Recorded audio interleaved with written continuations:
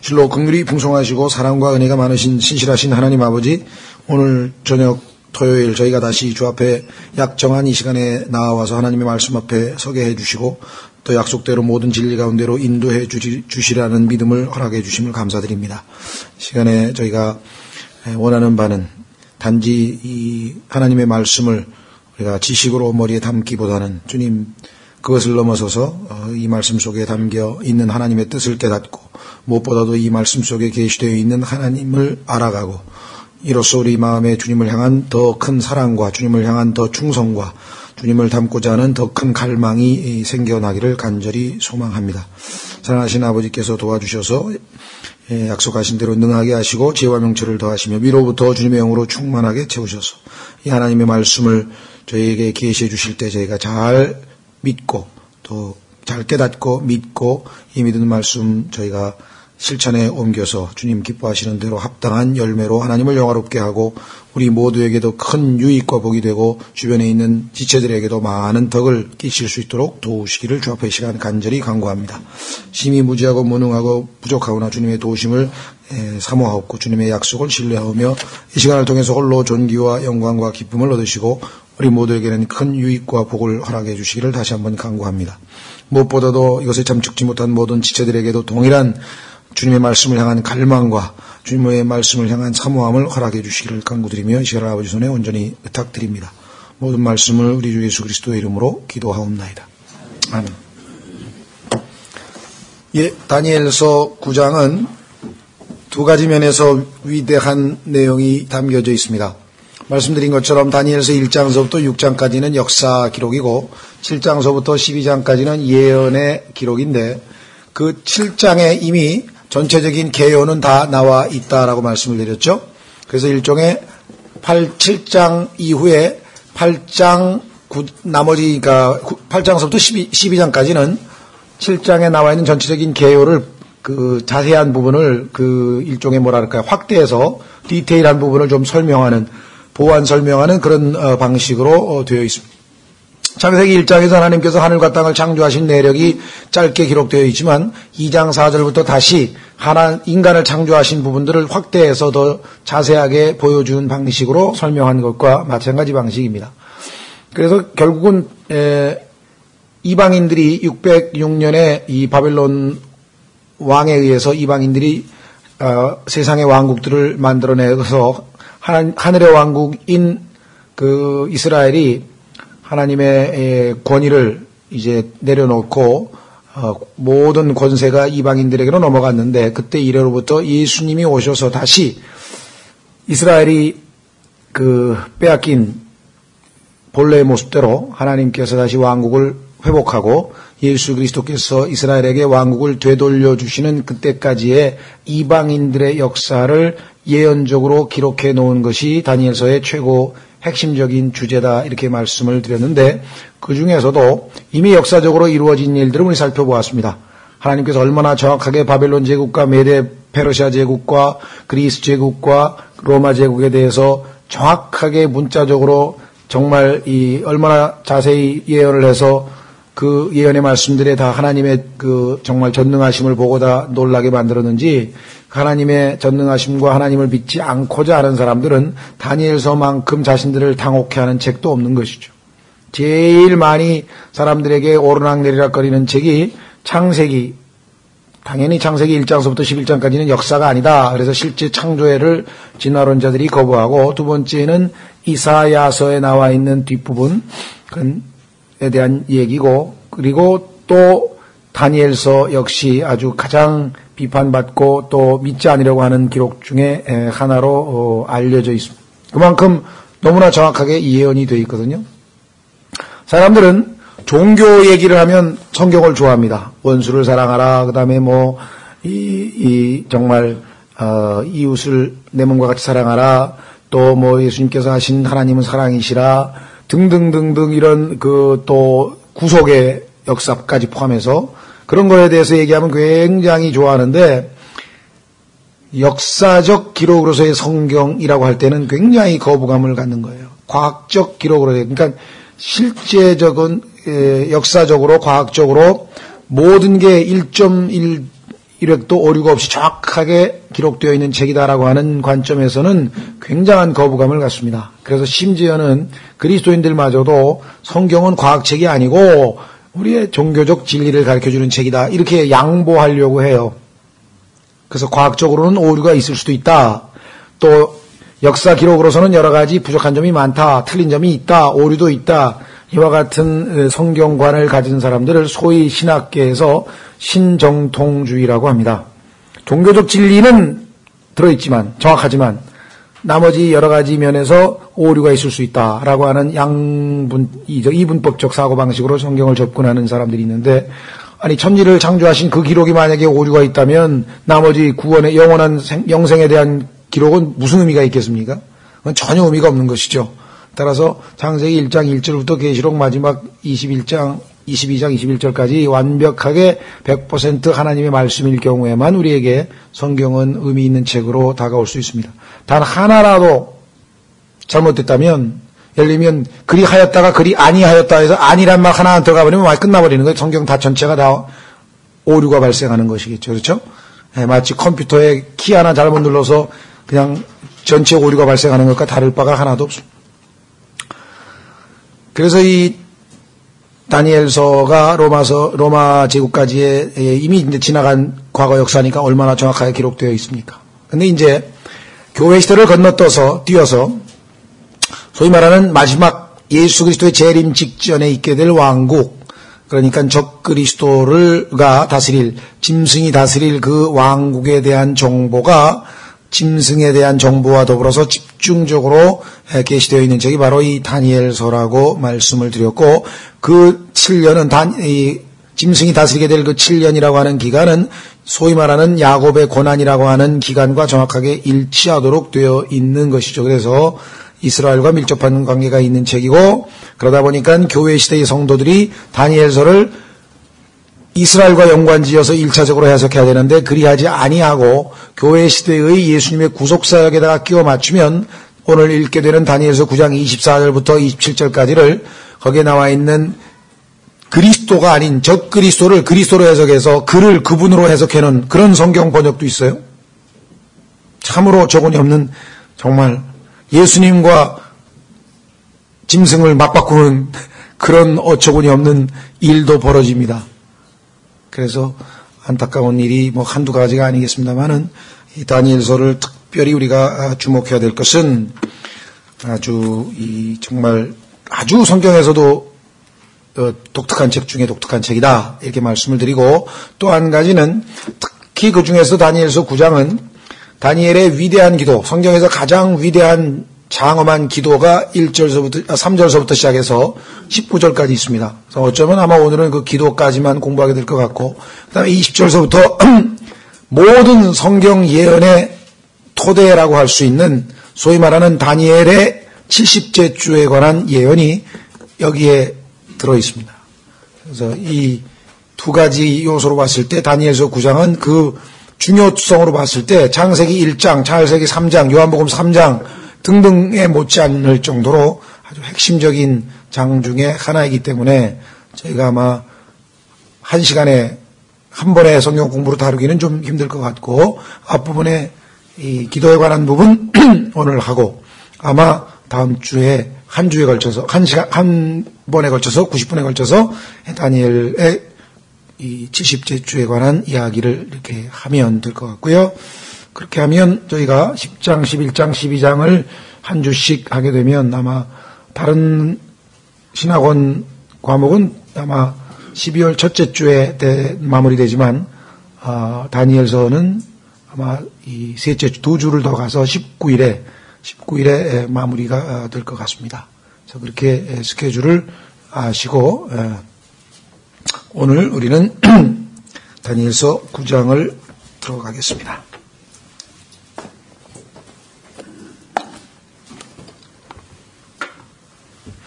예, 다니엘서 9장 1절, 메대 사람들의 시에 속한 아하수에로의 아들 다리오가, 메대 페르시아라고 하는 이 두 나라가 있었는데 그 두 나라가 합쳐져서 하나의 나라가 되었는데, 그 중에서 이제 왕이 여기서도 나오고 저기서도 나오고 했는데 이번에 나온 그 다리오라고 하는 왕은 페르시아 출신이 아니고 메데, 그죠? 메데 사람들의 시에 속한 아하수에로. 아하수에로는 어떤 개인의 이름이 아닙니다. 파라오가 개인의 이름이 아니죠? 파라오 하면은 이집트의 왕을 가리킬 때 그 타이틀이에요. 우리나라는 대통령이라고 그러죠. 일본은 수상이라고 부르고 또 러시아 같은 경우는 옛날에는 짜르라 그랬죠. 짜르. 그다음에 뭐 또 아라비아에서는 칼리프라고도 하기도 하고 칼리프란 말도 썼고요. 뭐 그런 일종의 그다음에 그 원나라 몽골에서는 칸이라 그랬죠. 징기스칸, 쿠빌라이 칸. 그럼 칸이라는 게 이제 왕의 칭호 중에 하나 아니겠습니까? 그런 칭호 중에 하나가 이 아하수에로고요. 아하수에로의 의미는 강력한 자란 뜻입니다. 그래서 그 아들 다리오가 갈대아 사람들의 영토는 바벨론 제국이 있었던 그 지역을 얘기하는 것이겠죠. 다스릴 왕으로 세워진 첫 해. 그러니까 다리오라고 하는 왕이 등극을 한 첫째 해 2절 곧 그의 통치 제1년에 나 다니엘이 책들을 통하여 주의 말씀이 대언자 예레미야에게 임하사 알려주신 그 횟수를 깨닫되 곧 그분께서 예루살렘이 황폐한 가운데 70년을 채우시리라고 하는 것을 깨달으니라. 우리는 다니엘에 대해서 뭐 다니엘과 사자인가요? 그 다니엘이 사자굴 속에 들어가 있었던 사건도 우리가 봤고 다니엘의 여러 가지 환상도 보고 또 이 뭐랄까요 이 우상에게 바쳐진 음식을 거부하고 했던 그 믿음의 2장에 나오는 그런 모습도 봤고 그래서 뭐 다니엘 하면은 우리에게 뭐 여러 가지 면에서 다가오는데 그 중에 조금 우리가 간과할 수 있는 것 중에 하나가 뭐냐? 그것이 바로 성경 공부와 기도입니다. 오늘 보니까 다니엘은 항상 성경 공부에 아주 자주 했던 사람이고, 그러니까 성경을 늘 공부하는 와중에, 하나님께서 우리 민족이 포로로 잡혀왔는데 70년이 끝나면 다시 우리나라로 귀환시켜 주시겠다는 약속이 있구나라고 하는 것을 알고 때가 가까운 것을 알았죠.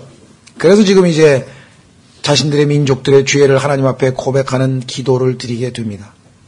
뿐만 아니라 그 말씀을 깨닫고 성경 공부를 한 것으로 그친 것이 아니라 그 성경 공부의 근거에서 하나님의 뜻을 이루시도록 기도로 하나님 앞에 다가섰다고 하는 것이 3절에 나와 있어요. 그러니까 우리에게도 영적으로 얼마나 큰 교훈이 되는지 모릅니다. 특히 우리 교회 같은 경우 성경 공부는 많이 하는 편이지만 균형적으로 봤을 때 기도의 시간이나 기회나 이게 상당히 불균형이 되어 있는 것 같습니다. 물론 개인적으로는 자신들이 기도를 통해서 균형을 잘 잡는 분이 계실지 모르겠지만 현실적으로 교회가 지금 수요일날 기도회에 우리가 지금 많은 분들이 참석을 못하고 있는 현실이고 그 이외에 일반 교회에서 하는 뭐 새벽 기도, 철야 기도 이런 여러 가지 기도 모임들이 여러 가지 이유로 지금 수요일날 기도 모임이 우리가 활성화되고 잘 되면 또 각 구역마다 일주일에 한 번 하든 2주일에 한 번 하든 또 나름대로 한 달에 한 번씩 하든 그런 계속해서 중보 기도회 그런 모임들이 더 활성화되었으면 하는 게 우리의 지금 바람이고 또 그렇게 해야 될 것 같은데요. 많이 균형이 좀 공부 쪽으로 많이 치우친 감을 많이 느끼고 있습니다. 어쨌거나 그렇다고 해서 또 밤낮 기도만 하는 사람들이 있어요. 성경은 안 보고 그것도 역시 문제가 있는 것이겠죠. 항상 하나님은 균형 잡히신 하나님이시라는 것. 자, 그래서 여기 보니까 책들을 통하여라 하는 말이 우리에게 아주 시사하는 바가 크죠. 예를 들면 특히 다니엘 뭐 여러 군데 있겠습니다만 예레미야를 보면 바로 그 말씀이 나오네요. 확인해 보겠습니다. 예레미야 25장.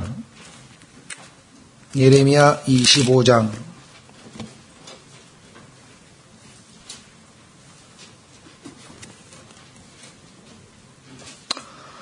예레미야 25장 8절서부터 11절까지 하나님의 예언의 말씀이 기록되어 있네요. 예레미야 25장. 그러므로 만군의 주가 이같이 말하노라. 너희가 내 말들을 듣지 아니하였은즉. 전 세계 모든 인간의 죄는 하나뿐입니다. 복잡한 것 같지만요. 그건 다 결과일 뿐이고 뿌리는 하나예요. 하나님 말을 안 들은 거예요. 얼마나 쉽습니까? 자식들이 빗나간 원인은 하나뿐이에요. 복잡한 것 같지만 그저 부모 말을 안 들은 거예요. 부모 말 잘 들으면 문제될 게 하나도 없죠. 하나님의 말씀도 똑같습니다. 그래서 어떤 사람은 이런 죄를 짓고 저런 죄를 짓고 다 다른 종류의 죄를 짓지만 그 근원은 하나님의 말씀을 듣지 않은 것이죠. 여기 나와 있습니다. 내 말을 듣지 아니하였은즉 보라 내가 사람을 보내어 북쪽의 모든 가족과 내 종 바빌론 왕 느부갓네살을 취하고, 사람 이름도 느부갓네살이 됐다가 갈네살이 됐다고. 왜냐하면 우리도 가끔 가다가 뭐 언어가 바뀌면서 자꾸만 발전하면서 자꾸 바뀌죠. 예, 옛날에는 뭐 값어치라 그랬다가 값어치라 그랬다 막 이런 것도 바뀌고, 또 여기 보시면 종이라 그랬어요. 예, 파라오도 예수님 하나님의 종이고 바벨론도 하나님의 종입니다. 그러니까 뭐 주의 종은 뭐 어쩌고 저쩌고 이 껌뻑가 아닙니다. 주의 종 하나님이 쓰시면 종이 누구든지 될 수 있죠. 그들은 데려다가 이 땅과 그것의 거주민들과 사방의 이 민족 모든 민족들을 치게 하며 그들을 진멸하여 그들로 하여금 놀랄 일과 비웃음거리가 되게 하고 영원한 폐허가 되게 하리라 주가 말하노라. 역사를 주관하시는 분. 그래서 역사라고 하는 영어 단어 history라고 하는 단어는 his story, 그분의 이야기라 그랬죠. 그분께서 이 역사를 주관하고 계신 것이에요. 왕을 세우시기도 하고 패하시기도 하고. 놀라운 일은 10절 또 내가 그들로부터 환희의 소리와 기쁨의 소리와 신랑의 소리와 신부의 소리와 맷돌 소리와 등불빛을 제거하리라. 하나님께서 제거하시면 모든 인간의 기쁨과 행복은 송두리째 날아갑니다. 아무리 지금 히히호호 하하하 뭐 깔깔대고 해도 하나님께서 거두어가시면 끝이에요. 우리가 조금이라도 기쁨을 누리면 그건 하나님이 다 우리에게 주신 축복이에요. 그런데 그것에 대한 감사가 없어요. 인간들끼리 뭐가 다 스스로가 뭘 만들어낸 것처럼 착각을 하지만 하나님께서 이걸 다 거두어 가실 날이 있을 거라고 성경은 누차 경고하고 있죠. 11절 그리하여 이 온 땅은 폐허가 되고 놀랄 일이 되며 이 민족들은 70년 동안 바빌론 왕을 섬기리라. 12절 주가 말하노라 70년이 끝나는 때에 내가 바벨론 왕과 그 민족과 갈대아 사람들의 땅을 그들의 불법으로 말미암아 벌하여 영원한 폐허가 되게 하리라. 그러면서 이제 그뿐이 아니라 어떤 일이 벌어지냐면요. 29장에 가면 예레미야 29장 10절 주가 이같이 말하노라 바벨론에서 70년이 찬 뒤에 내가 너희를 돌아보고 너희를 향한 나의 선한 말을 이행하여 너희를 이곳으로 돌아오게 하리니. 약속이 지금 성취되려고 하는 순간에 다니엘은 기도하고 있는 것이죠. 돌아오게 하겠다고 분명하게 말씀을 했죠. 예, 그러니까 비록 하나님께서 이스라엘 백성에게 영원한 약속을 주셨지만 그들이 그 약속을 파기하고 죄를 지었지만 하나님께서는 그들을 징계를 통해서라도 다시 약속을 완수하시는 분이시지 너구나고 이제 약속 파기로 끝이다 그러신 분이 아니라고 성경에 말씀을 하셨습니다. 그 이외에도 예레미야 36장 뭐 레위기 26장 등등의 또 에스겔서를 포함해서 이 약속이 여러 군데 있었어요. 그래서 다니엘서 1장 2절에 보면 다니엘이 책이 아니라 책들을 우리는 어차피 그럼 예레미야가 이 책인가 보다 아니고 책이 한두 권이 아니에요. 시편에도 있고 예언들이 많아요. 레위기도 있고 신명기에도 있고. 그래서 책들을 구약 성경 39권인데 그중에 다니엘서 이전에 기록된 책들이겠죠. 주로 책들을 통하여 이렇게 말씀을 했네요. 주의 말씀이 대언자 예레미야에게 임하사 알려주신 그 횟수를 깨닫되 70년 그분께서 예루살렘이 황폐한 가운데 70년을 채우시리라는 것을 깨달으니라. 그렇습니다. 하나님께서 왜 70년을 그렇게 정해 놓으셨는가? 그 내용이 성경에 보면 레위기 26장에 기록되어 있습니다. 레위기 26장에 보면 하나님께서 이스라엘 백성에게 안식일을 제정하시고 그 안식과 관련된 말씀을 이렇게 하고 계십니다. 레위기 26장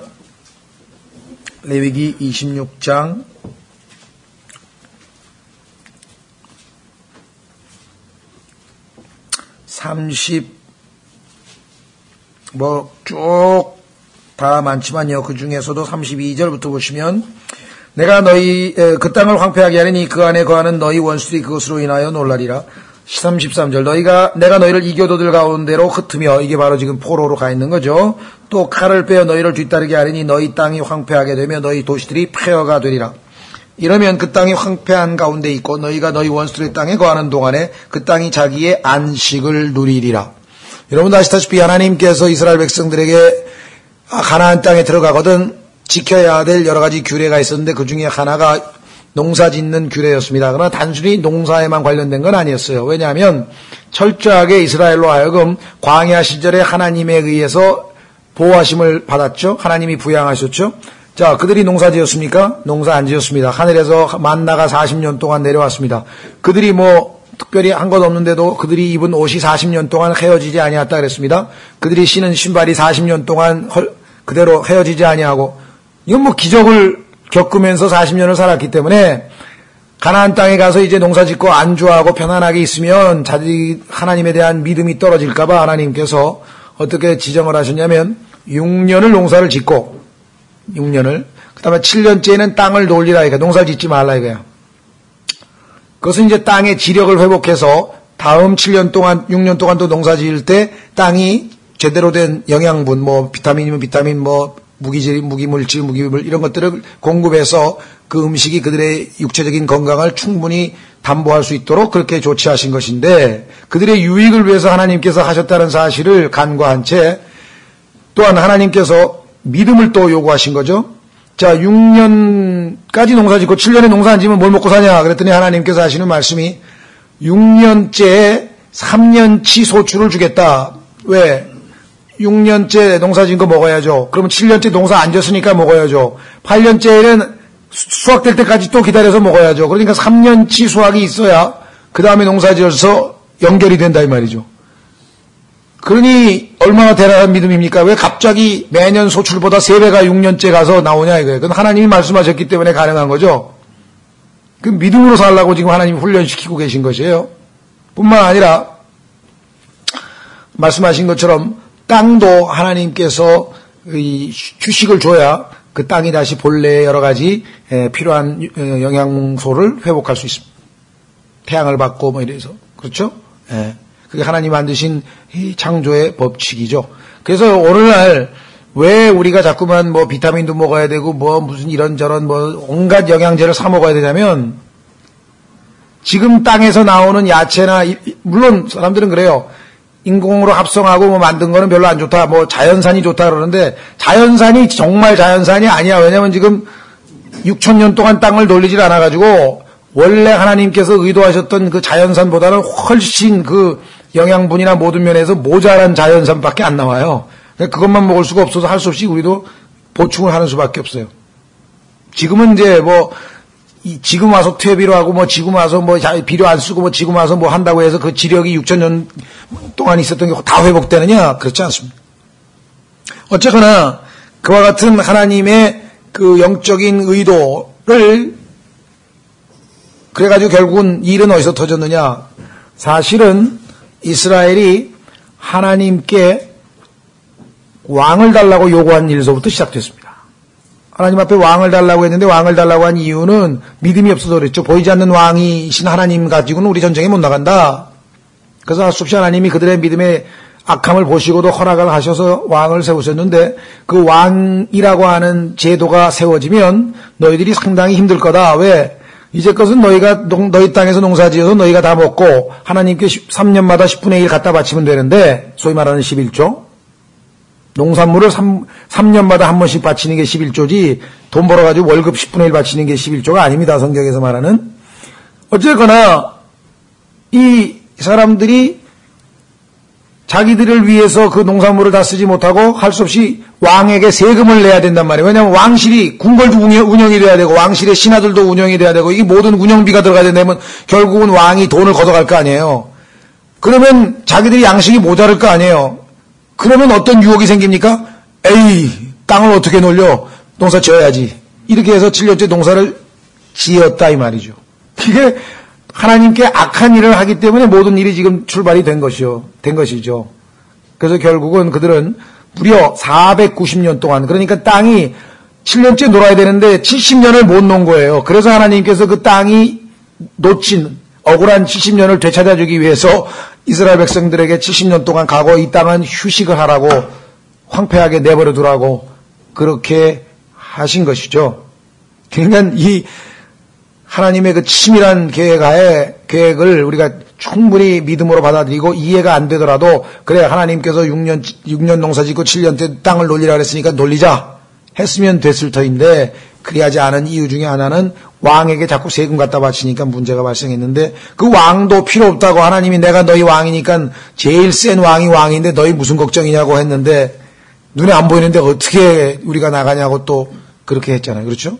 그 불신의 마음들이 모든 원인이 되었던 것입니다. 자, 그래서 이제 우리는 다니엘서로 다시 돌아가서 드디어 이제 다니엘의 위대한 기도가 시작이 되는데 정말 성경에서 많은 기도가 있습니다만은 특히 뭐 사도 바울의 에베소서의 기도, 골로새서의 기도, 거참 신약적으로 우리에게도 엄청난 기도이긴 하나 여기 다니엘서에 나와 있는 이 기도도 성경에서 가장 장엄하고 위대한 기도 중에 하나라 이렇게 우리가 얘기하지 않을 수 없는 그런 기도인 것 같습니다. 자, 그래서 3절에 또 내가 금식하고 자기의 육신을 하나님 앞에 완전히 내려놓는 수단 중에 하나죠. 우리의 제일 나약한 것이 뭐냐 바로 이 먹는 겁니다.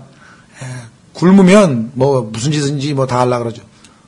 그래서 이 가장 인간의 나약한 면에 대한 하나님에 대한 전적인 신뢰의 표시로 굶는 거죠. 금식하고 굵은 베옷을 입고 죄를 덮어쓴 채 겸손한 거죠. 굵은 베옷 이게 죽음을 예표하는 것 아닙니까? 베옷이라고 하는 건 삼베옷, 베옷. 그 다음에 죄. 인간은 결국은 죄, 먼지에서 온 거 아닙니까? 그게 출신이 바로 흙덩어리라는 것, 죄라고 하는 것 인정하고. 그래서 한마디로 하면은 하나님 앞에 그 기도의 자세는 뭐냐? 육신을 완전히 내려놓고, 두 번째, 철저하게 자신을 낮춘 채, 세 번째, 주 하나님을 향하여 그렇습니다. 기도는 하나님께 하는 것이지 자기 혼자 뭐 독백하는 거 아니고 뭐 그냥 누구를 앞에다 앉혀놓고 그냥 막 협박하듯이 아니면 무슨 그런 거 아닙니다. 철저하게 하나님을 향하여 내 얼굴을 고정하고 방향이 딱 하나님께 딱 고정됐습니다. 그래서 기도와 간구로 구하니라. seek 찾는 거예요. 구하는 거예요. 찾으라. 그리하면 얻을 것이요. 찾는 거예요. 하나님을 구하는 행위. 두 가지 기도와 간구로. 그래서 4절부터 나와 있는 서부터 15절까지가 일종의 기도라고 할 수 있고 16절서부터 나머지 19절이 간구라고 할 수 있습니다. 기도는 거의 두 가지로 돼 있어요. 자백, confession, 고백. 죄졌습니다. 죄졌습니다. 죄졌습니다. 죄졌습니다. 그런데 하나님은 너무나 자비로우십니다. 너무나 은혜로우십니다. 너무나 좋으십니다. 하면서 그런 그 고백. 그 다음에 감사합니다. 감사합니다. 감사. 주로 이런 걸로 기록되어 있어요. 그렇죠? 그리고 나서 하나님 이렇게 해주십시오. 이렇게 해주시기 바랍니다. 이렇게 도와주십시오 하면서 이제 부탁하는, 간청하는 내용이 뒤에 나와 있는데 간청하는 내용은 여기 16에서 20절, 19절이에요. 4절밖에 없어요. 반면에 4절부터 15절까지는 자백하는 내용이에요. 이게 아주 황금 비율이에요. 기도할 때 하나님 앞에 나아갈 때 황금 비율은 바로 이 비율로 나가야 돼. 자백 한두 줄 하고 그 다음부터 리스트 꺼내가지고 막 1번서부터 한 50번까지 그냥 쫙 뭐 해주십시오, 뭐 해주십시오, 뭐 해주십시오, 뭐 해주십시오. 뭐 그게 안 하는 기도보다 나을 거고 물론 당연히 우리가 정말 이 어릴 때는 요구사항이 많을 수밖에 없어요. 자꾸만 하나님께 뭐 해달라고 하는 게 그 전혀 나쁜 거 아닙니다. 그러나 우리의 기도도 우리가 영적으로 성숙해 갈수록 간구는 간단하게 해도 돼. 왜? 하나님은 내가 간구하기도 전에 뭘 간구할지를 다 알고 계신 분이야. 그래서 간단하게 간구하면서 주의 뜻대로 하옵소서. 이거 그냥 그렇죠. 다 아시는데 내 마음도 다 아시고 하나님 뜻대로 하옵소서. 근데 앞부분에서는 하나님 앞에 보니까 이것도 하나님 앞에 잘못되고 이것도 빗나갔고 이것도 잘못했고 쫙 여기서 그래서 뭐 그 이 자백의 내용이 정말 아주 적나라하게 나와 있는 것 같습니다. 그렇죠? 예, 그래서 이 기도를 딱 보면서 정말 이 70년이 다 끝나갈 무렵에 다니엘이라고 하는 사람이 이렇게 자백 기도를 하는 거 보면 이스라엘 민족이 이 땅에 와서 징계를 받으면서도 하나님의 징계 가운데 있으면서도 마음이 순전하게 하나님께로 돌이켜지지 않았구나라고 하는 것을 느끼게 됩니다. 뿐만 아니라 그래서 진정한 회개는 하나님의 징계를 그냥 달게 받고 견디는 것뿐만 아니라 마음이 하나님께로 향하는 것이다고 하는 것을 우리가 교훈을 얻을 수 있고요. 그 다음에 두 번째는 2절에는 분명히 책들을 통하여 성경 공부 부지런히 했는데 대부분 여기서 그치는 분들이 계셔요. 저도 흔히 그렇고요. 정말 그 성경 공부를 통해서 하나님의 뜻을 발견했다면 그 뜻을 실천해 주시도록 기도로 하나님 앞에 가지고 나아가는 것은 참으로 우리가 그렇게 자주 많이 하는 것 같지가 않습니다. 그래서 이 다니엘에게서 우리가 본받아야 될 점 바로 성경 공부에 이어서 즉시로 그 속에 담긴 하나님의 뜻을 발견하고 그것을 하나님이 이루어 주시도록 간절히 기도하는 그 기도의 자세를 우리가 또 배워야 되겠다. 그렇죠? 예. 그 다음에 세 번째로는 이 기도는 다니엘이 이스라엘 민족을 하나님 품으로 돌아가게 하기 위한 기도인데 이 기도의 앞부분에 7장, 8장에 잘 아시는 환란에 대한 이야기가 나와 있었죠. 그 다음에 10장, 11장, 12장 역시 대환란에 대한 이야기가 나오죠. 적그리스도의 통치. 다시 말하면 이 9장의 기도는 대환란 기간 중에 이스라엘의 남은 자들이 하나님 앞에 간절하게 기도하는 회개 기도하는 바로 그러한 회개 기도와 깊은 연관이 있다. 그러니까 예언적으로 보자면 이스라엘 민족 전체가 하나님 앞에 회개해서 돌아오는, 그래서 이제 예수님이 재림을 준비하는 그러한 기도와 연관이 있다는 것을 우리가 알 수 있죠. 바로 그 기도가 어디에 있는가? 스가랴서 12장에 언급되어 있습니다. 확인해 보겠습니다. 스가랴서 12장에 보면은 이제 이스라엘 민족들이 드디어 하나님 앞에 이제 마음을 돌이키는 날이 곧 오게 될 겁니다.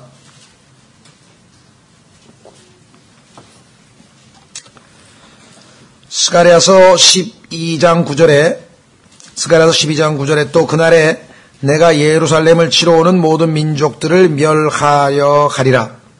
마치 하나님께서 이 민족을 괴롭힌 바벨론도 이제 곧 멸망당하잖아요. 그런 것처럼 또 내가 다윗의 집과 예루살렘 거주민들 위에 은혜의 영과 간구하는 영을 부어주리니 그들이 나 곧 자기들이 찌른 나를 바라보고 사람이 자기 외아들을 위하여 애곡하듯 그를 위하여 애곡하며 사람이 자기의 처음 난 자를 위하여 몹시 슬퍼하듯 그를 위하여 몹시 슬퍼하리로다 하면서 11절서부터 14절까지 이스라엘 민족이 어떤 방식으로 철저하게 가족별로 개인별로 회개할 것인지에 대한 기록이 나와 있어요.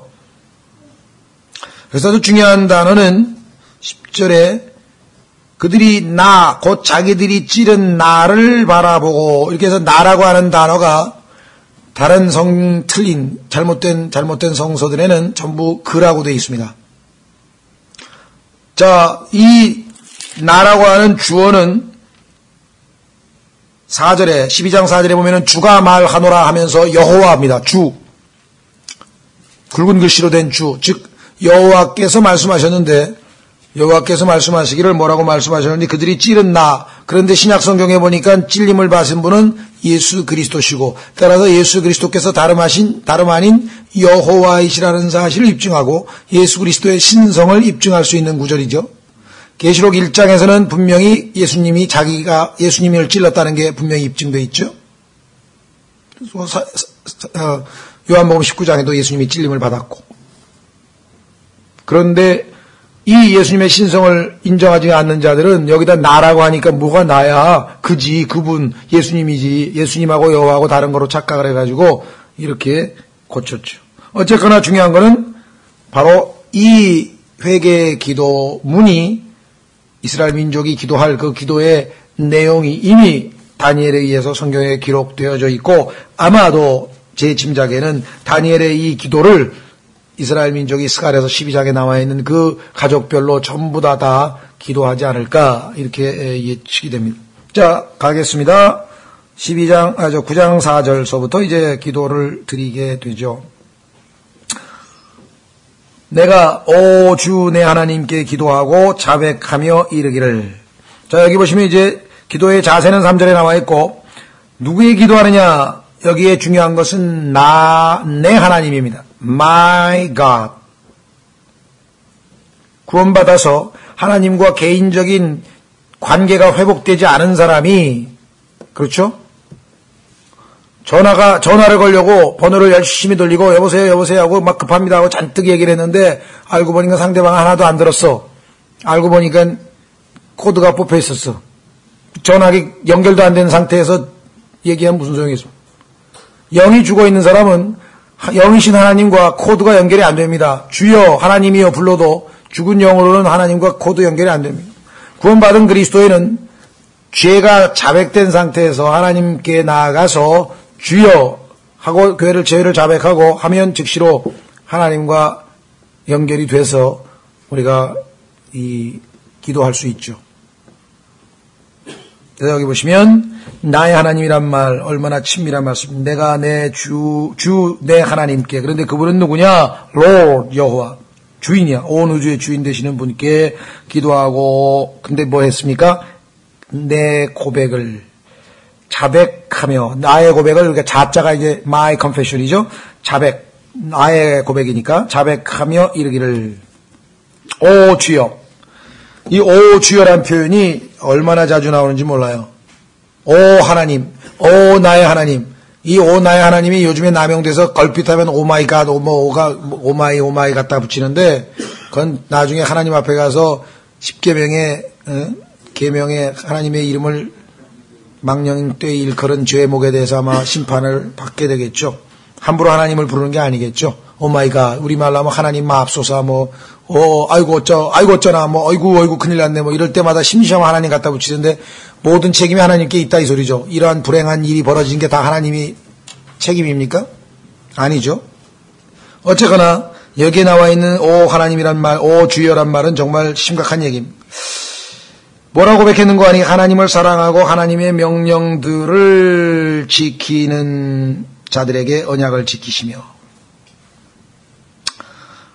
구약에는 하나님을 사랑하는 것이 하나님의 명령들을 지키는 것이겠죠? 신약에도 예수님께서 요한복음 14장에서 나의 말들을 가지고 지키는 자라야 나를 사랑한다라고 했습니다. 사랑한다면 그렇죠. 하나님을 사랑한다고 하는 것이 말로만 사랑하는 게 되는 게 아니라 실제적으로 항상 그 말씀에 순종하는 것으로 표현이 되어져야 한다는 것이겠죠. 예.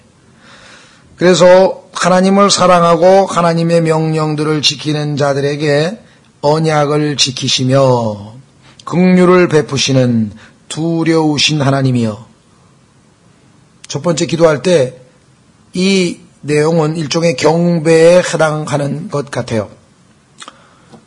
우리가 보통 이 경배와 찬양의 구별을 우리가 잘 하기도 하고 또 못하시는 분도 계신데 엄격하게는 경배라고 하는 것은 하나님 앞에 드리는 여러 가지 형태의 이 기도 내용 중에 우리가 하나님에 대한 우리의 어떤 하나님의 존재에 대한 표현들, 예를 들면 거룩하신 하나님, 이게 이제 경배예요. 전능하신 하나님, 하나님이 어떠하신 분인 것, 하나님이 나에게 뭘 해줬다 안 해줬다 그게 중요한 게 아니죠. 지금 하나님이 어떠하신 분인가를 지금 안 거죠. 내가 이제껏 하나님을 알게 됐는데 하나님은 거룩하신 분이십니다. 하나님은 전능하신 분이십니다. 하나님은 두려우신 분이십니다. 하나님은 의로우신 분이십니다. 하나님은 사랑이십니다. 이런 고백은 다 하나님이 날 뭐 해줘서 안 해줘서 하고 상관없어요. 두 번째는 찬양은 나를 예를 들면 이제껏까지 지키시고 보호하시고 돌보셔서 뭘 나에게 해주신 것에 대한 감사의 표시입니다. 그렇죠? 우리가 찬양이라고 그래요. 찬양. 하나님께서 오늘날까지 나를 지켜주셔서 감사합니다. 건강을 지켜주셔서 감사합니다. 일을 해서 먹고 살게 해주셔서 감사합니다. 자녀들의 건강을 지켜주셔서 감사합니다. 교회를 다니게 해주셔서 감사합니다. 하여간 뭔가를 하나님이 해주신 거에 대해서 우리가 감사를 표시하는 것을 찬양이라고 그래요. praise라. 그러니까 praise도 불평안하고 그렇죠? 감사했으니까 상당히 그래도 수준 높은 기도지만 경배 수준까지 가게 되면은 하나님 앞에서 뭘 강구하거나 뭐 해줬다든가 안 해줬다든가 그게 중요한 게 아니에요. 그냥 하나님 자신이 소중한 거야. 근데 오늘날 그런 경배하는 사람을 찾아보기가 어렵다 그랬어요. 하나님께서 이 땅에 찾아보니까 영과 진리로 하나님께서 경배하는 자를 찾고 계신다 그랬다는 얘기는 대부분의 사람들이 아직은 뭔가 하나님이 자기에게 건강을 지켜주셨든 먹여주셨든 뭘 해주셨든 뭔가 해주셔서 하나님께 감사하고 나오는 찬양의 내용들이지, 그게 아니라 하나님 자신이 어떠한 분인가를 점점 알아가는 기쁨 속에서 하나님 앞에 엎드려 하나님을 드높이는 그것, 그 경배, 그런 분들이 별로 없다는 얘기죠. 하나님이 찾고 계신다는 얘기는. 그렇죠? 예, 그래서 우리가 여기도 보면은 제일 첫 번째가 뭐냐면요, 뭐뭐 해주셔서 감사합니다, 해주셔서 감사합니다 하기 전에 하나님이 어떠하신 분인가부터 고백하는 거예요.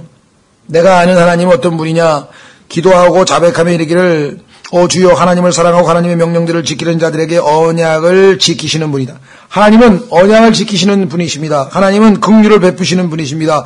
하나님은 크고 두려우신 하나님이십니다. 하나님 자신이 오늘날 우리가 구원받은 그리스도인에서 때로는 친밀하게 아버지요, 또 아빠, 또 아주 친밀하게 하나님 앞에 다가가는 것은 잘못된 것은 없지만, 그렇다고 해서 우리가 하나님의 두려우심에 대해서 의식하지 않은 채 방자하게 막 행동할 수 있느냐? 그거는 아니죠. 그렇죠?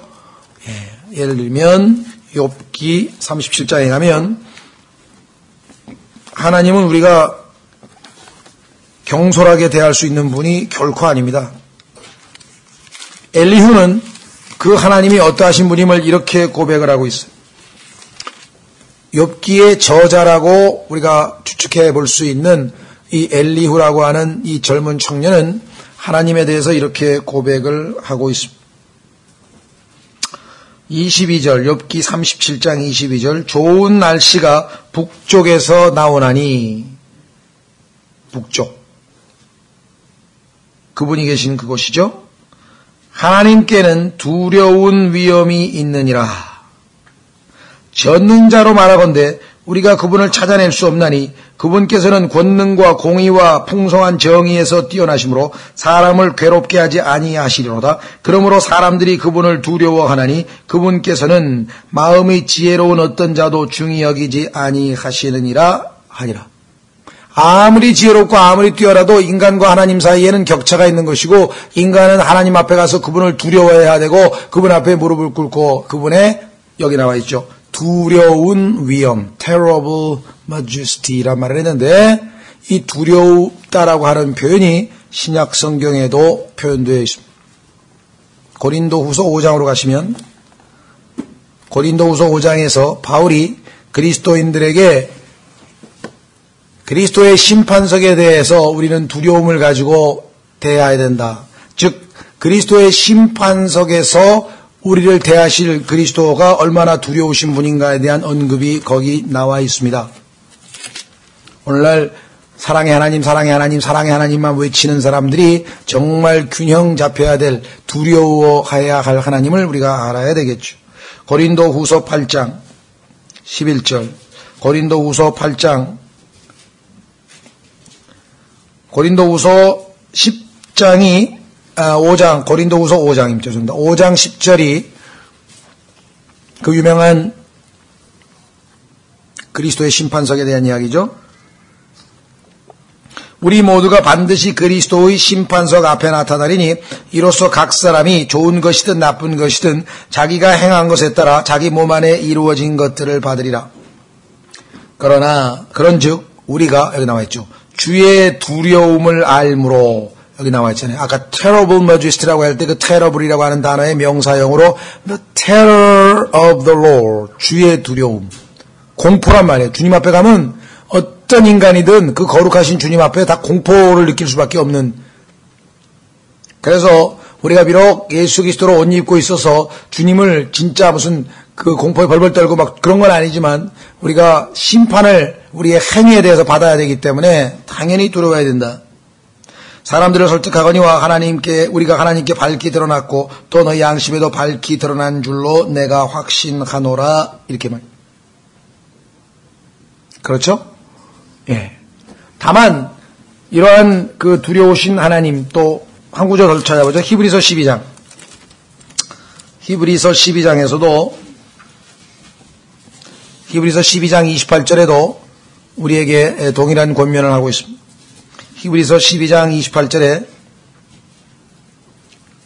그러므로 우리가 움직일 수 없는 왕국을 받을진대 은혜를 소유하자. 이 은혜를 힘입어 우리가 공경하는 마음과 하나님께 속한 두려움, godly fear, 하나님께 속한 두려움을 가지고 받으실 만하게 하나님을 섬길지니 우리 하나님은 소멸시키는 불이시니라. 하나님은 사랑이시라. 요한일서 4장 8절에 나오고 16절에 나오고 우리가 얼마나 자주 하나님은 사랑이시라 하지만 그러나 하나님은 동시에 소멸시키는 불이신 분이라는 사실을 우리가 또한 놓쳐서는 안 되겠습니다. 그렇죠? 예. 다만 그럼에도 불구하고 우리가 구약에서 성령님이 내주하지 않는 사람들이 하나님을 대하는 것과 예수 그리스도를 통해서 이미 은혜를 우리가 입은 자들로서 하나님 앞에 서는 것과는 또 별개의 문제겠죠. 예를 들면 똑같은 성경 구절인데 구약에서는 요엘서 2장으로 가보십시오. 요엘서 2장으로 가면 구약 성경에는 예수님의 재림하는 날이 두려운 날이라 그랬어요. 그런데 여러분과 저에게는 예수님 재림하시는 날이 더 이상은 두려운 날이 아닙니다. 그렇죠? 요엘서 2장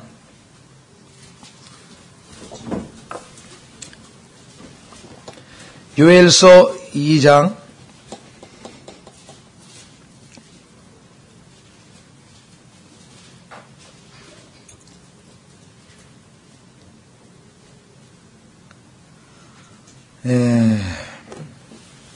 요엘서 3장이네요. 죄송합니다. 요엘 3장. 요엘 3장에 보시면 그 유명한 31절에 크고 두려운 주의 날이 이르기 전에 해가 변하여 어둠이 되고 달이 변하여 피가 되려니와 누구든지 주의 이름을 부르는 자는 구출을 받으리니.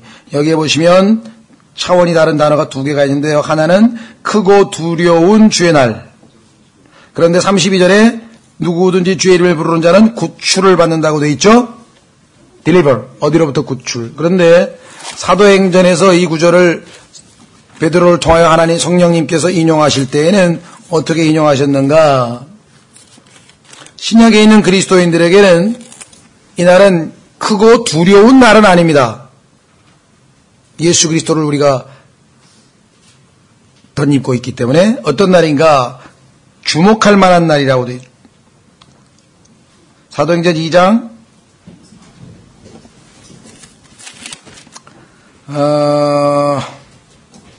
몇 절이죠? 사도행전 2장 예, 사도행전 2장 20절에 보시면 저 크고 주목할 만한 주의 날, 두렵다는 terrible이라고 하는 단어가 notable, 주목할 만한이라고 단어가 바뀌어 있죠? 얼마나 감사합니까? 우리에게는 정말 주의해서 봐야 할 주목한 날이지 그 크고 두려운 날이 될 수가 없어요. 우리는 이미 예수 그리스도로 말미암아 구속을 얻은 자들이기 때문에. 뿐만 아니라 21절에 누구든지 주의 이름을 부르는 자는 뭐라고 되어 있습니까? 구원을 받으리라. 자, 구원과 구출의 이렇게 해서 두 가지 차이점을 확인해 볼 수가 있습니다. 그렇죠? 예. 자, 그래서 우리는 다시 이제 다니엘서로 돌아옵니다.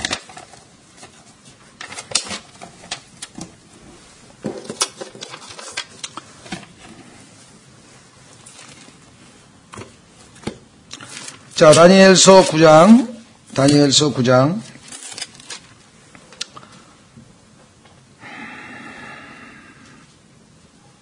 5절, 우리가 주의 훈계와 주의 법도를 버리고 떠남으로. 아까 말씀드렸죠? 하나님의 말씀을 안 들은 거죠? 모든 죄의 원인은 여기에 나와 있다 그랬어요. 우리가 주의 훈계와 주의 법도를 버리고 떠남으로 죄를 짓고 불법을 행하며 사악하게 행하고 반역한나이다. 그러니까 네 가지를 했는데요. 죄를 지었어요. 아주 넓은 의미에서. 자, 죄를 지었다는 의미는 뭐 이제 그걸 해석을 굳이 하자면은 하나님께서 정하신 목표에 이르지 못하였다. 화살을 쏘았는데 빗나갔다. 뭐 여러 가지 표현을 하죠. 그 다음에 불법을 행하였다. 그 다음에 사악하게 행했다. 그 다음에 반역을 하였다. 그러니까 지금 이들이 행한 게 네 가지인데 그 네 가지 행위의 뿌리가 뭐냐 여기 나와 있네요. 주의 훈계와 주의 법도를 버리고 떠났다 이게. 주의 훈계 법도 합쳐서 우리가 넓게 표현하면 하나님의 말씀이죠. 하나님의 음성을 듣고 떠나버렸대. 지키지 아니하고 귀를 기울이지 아니하고 떠나버렸다. 6절 또 우리가 주의 종 대언자들이 주의 이름으로 우리의 왕들과 우리의 통치자들과 우리의 조상들과 그 땅의 모든 백성에게 말한 것에 귀를 기울이지 아니하였나이다. 우리가 생각할 때에는 대언자들이 주의 이름으로 말하는 것이 어떤 의미를 갖는가? 그것은 바로 곧 다름 아닌 하나님의 말씀이라고 하는 것을 의미하겠죠. 그렇죠? 그렇죠? 자, 한번 확인해 보겠습니다. 출애굽기 7장으로 가면 하나님께서 아론을 대언자로 삼으시는 장면이 나옵니다.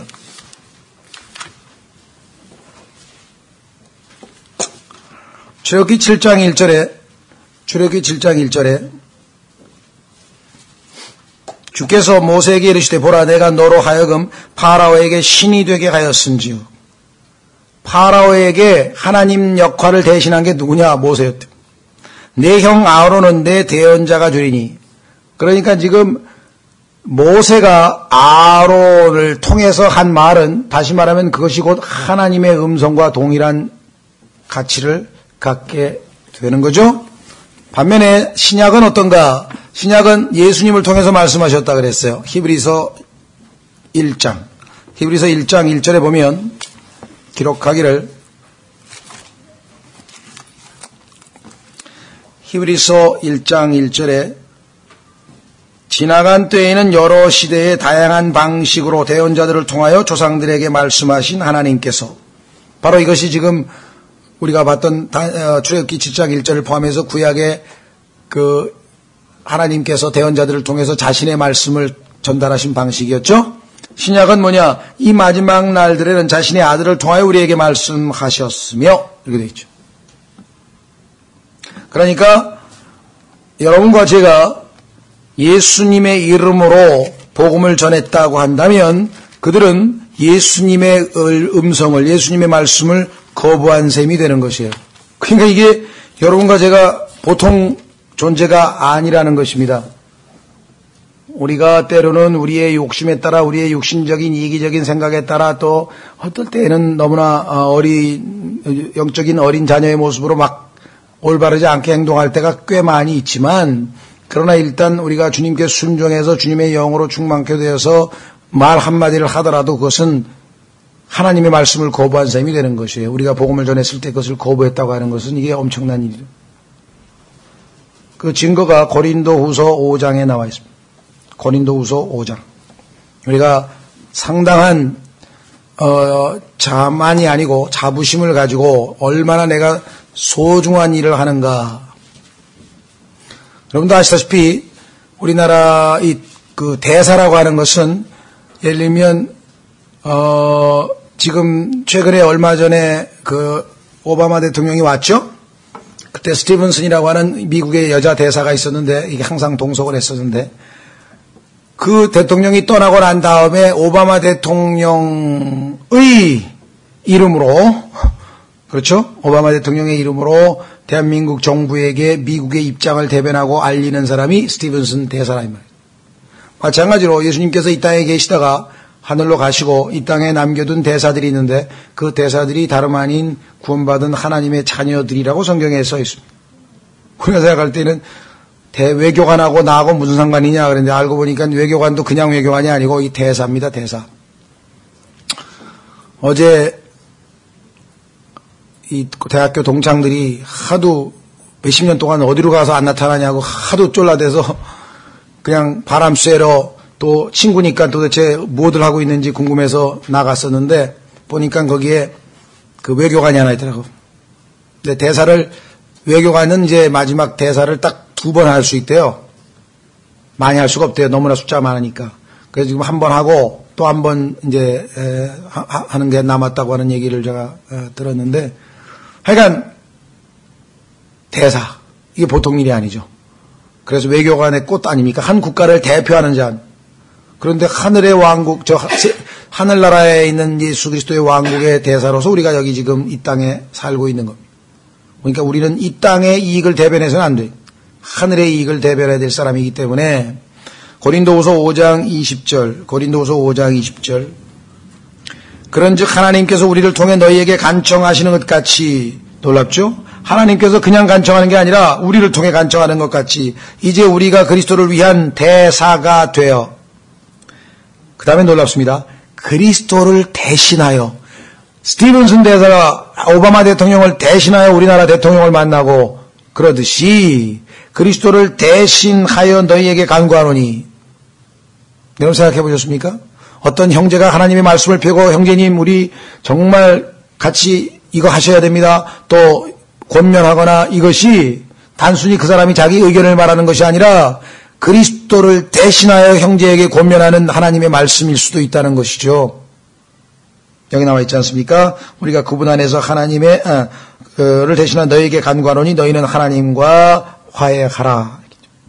여기 보면은 in Christ's stead, 그리스도를 대신하여. 보통 일이 아닙니다. 그러니까 다니엘서 9장에서도 하나님을 대신한 주의 이름으로 온 대언자들의 말을 거부한 것은 결국은 하나님을 거부한 것하고 똑같은 일이죠. 다시 다니엘서로 돌아와서 9장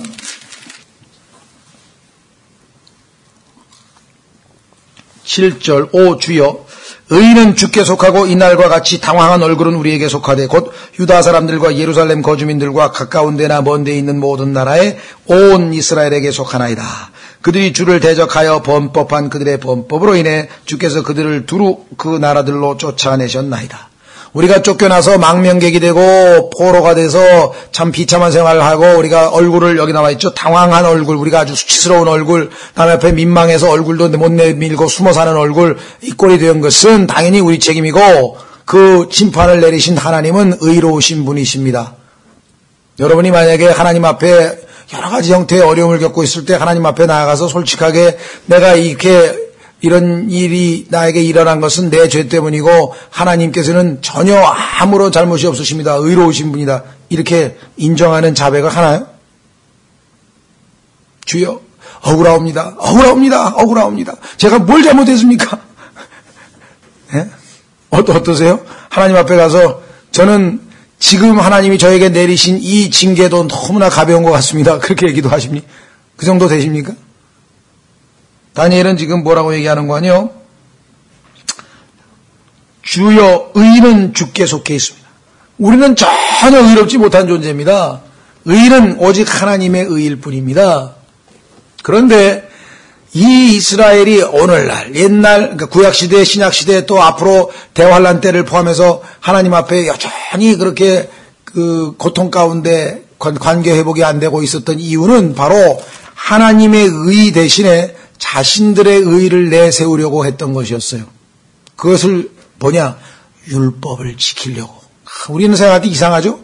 율법은 도저히 지킬 수 없는 것이고 그 율법 앞에 섰을 때는 하나님의 거룩하심을 인정하고 율법을 주신 하나님은 거룩하고 우리는 추악하고 죄인이옵니다. 이렇게 고백을 했으면 하나님께서 그렇다면 내가 내 의를 너에게 선물로 주마, 받아라, 이렇게 하셨을 텐데 아니옵니다. 저희는 하나님이 주신 율법을 끝까지 잘 지킬 수 있습니다. 두고 보십시오. 반드시 지키고 말 겁니다. 정말로 반드시 지키고. 이게 이스라엘의 태도예요.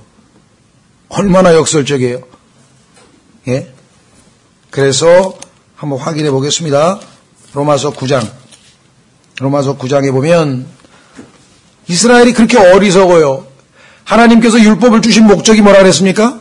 그들이 율법을 지킬 수 없는 죄인이라고 하는 것을 깨닫게 해서 하나님, 의인은 하나님께 속해 있고 우리는 너무나 죄인입니다. 이렇게 나오면 하나님께서 긍휼을 베푸셔서 내가 네 죄를 벌하지 아니하고 내가 너를 용서하고 내가 나의 의를 너에게 주겠노라, 이렇게 하셨을 터인데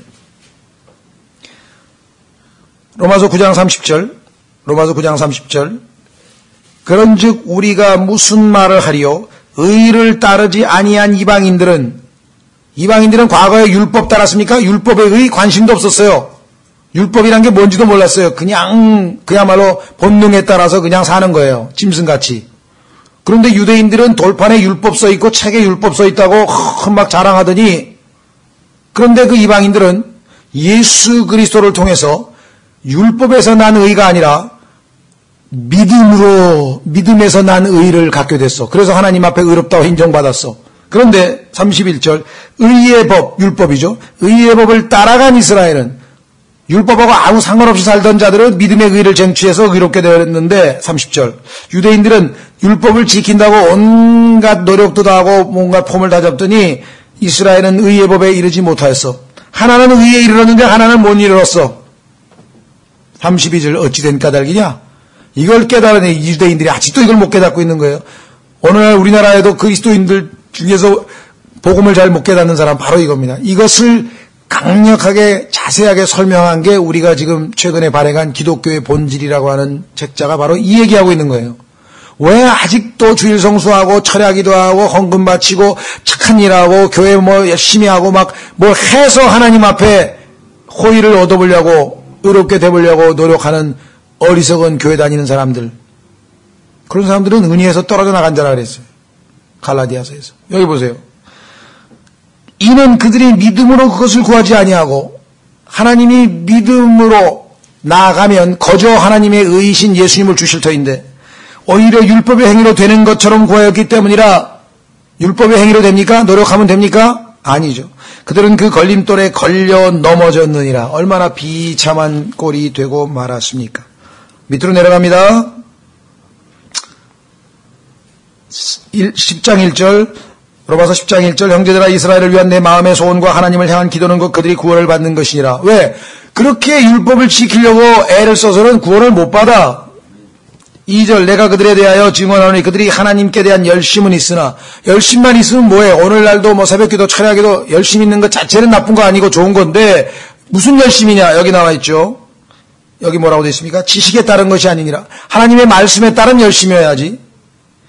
그들이 하나님의 의를 알지 못하여 자기 자신의 의를 세우려고 다니면서 하나님의 의에 복종하지 아니하였느니라.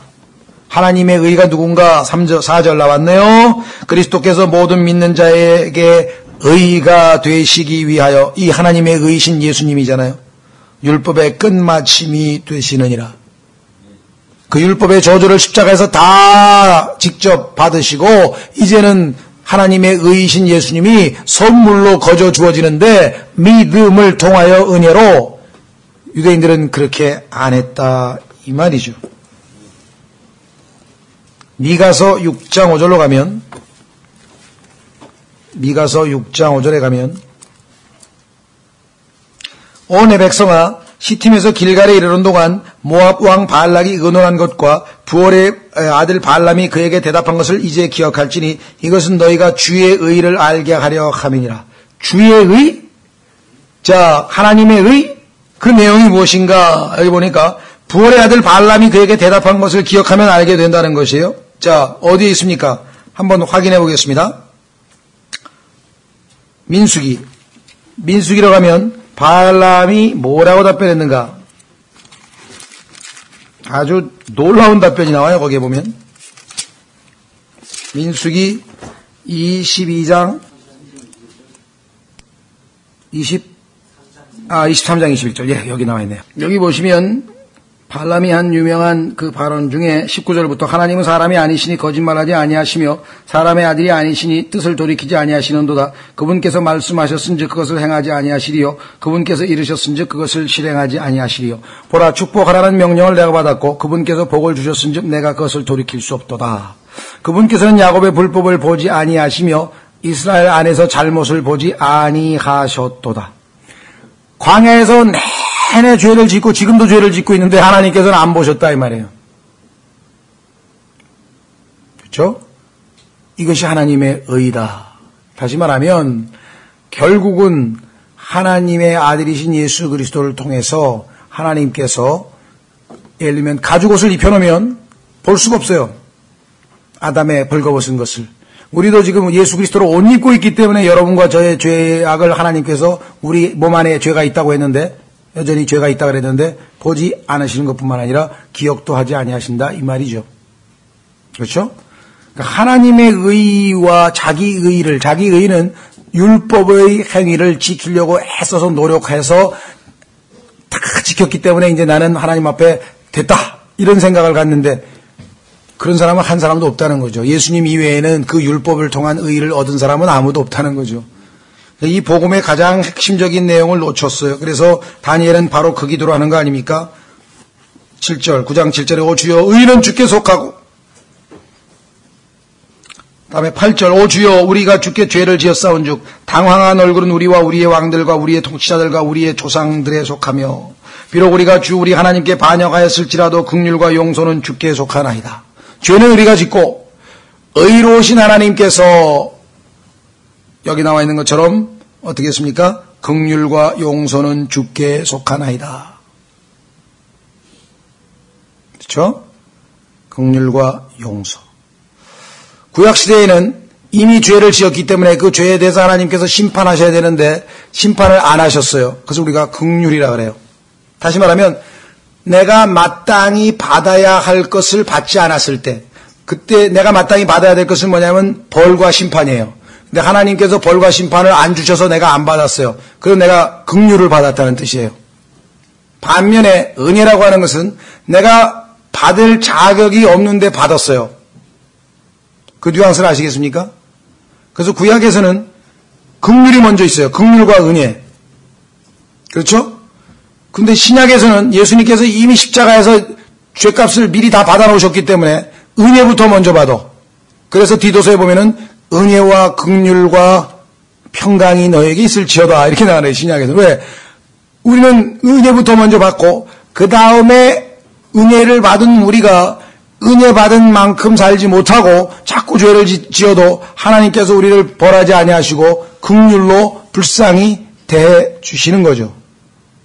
그래서 순서가 구약과 신약이 그렇게 다르게 표시가 되어 있다. 구약은 이스라엘 백성들이 내내 죄를 지었어요. 그러니까 다 긍휼로 대해 주셨어요. 그리고 심지어는 다 그들에게 받을 자격이 없는 은혜를 또한 베푸셨죠. 자, 그래서 여기 지금 긍휼이란 나와 있고 용서가 뒤에 나와 있습니다. 긍휼과 용서는 주께 속하였나이다. 아주 그 탕자의 고백하고 똑같죠? 탕자의 고백도 보면은 여기서 8절에 우리가 주께 죄를 지었사온지 내가 하늘과 아버지께 죄를 지었사온즉 이 고백이 바로 진정한 고백이죠. 뿐만 아니라 여기에 보면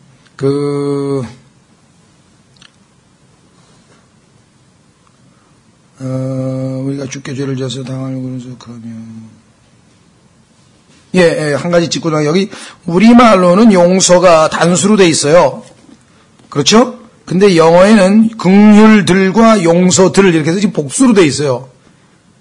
뭐 뉘앙스를 좀 살리자면 우리가 긍휼을 받아야 될 상황이 한두 번입니까? 셀 수도 없이 많은 거예요.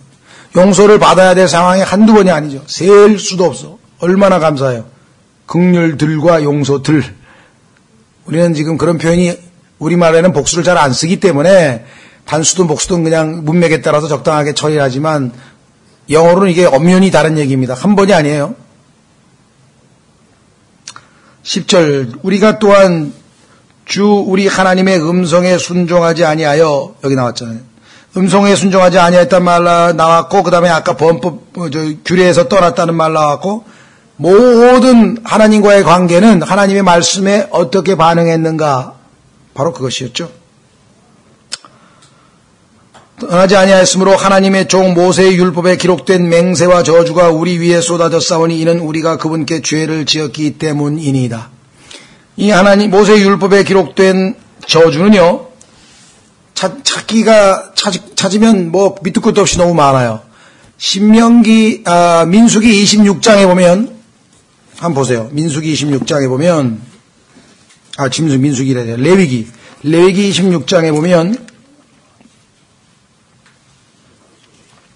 하나님께서 순종하면 축복 주고 순종 안 하면 벌 준다고 써 있습니다. 3절에 보십시오. 레위기 26장 3절 너희가 내 법규 안에서 걷고 내 명령을 지키고 행하면 조건이 붙어 있죠?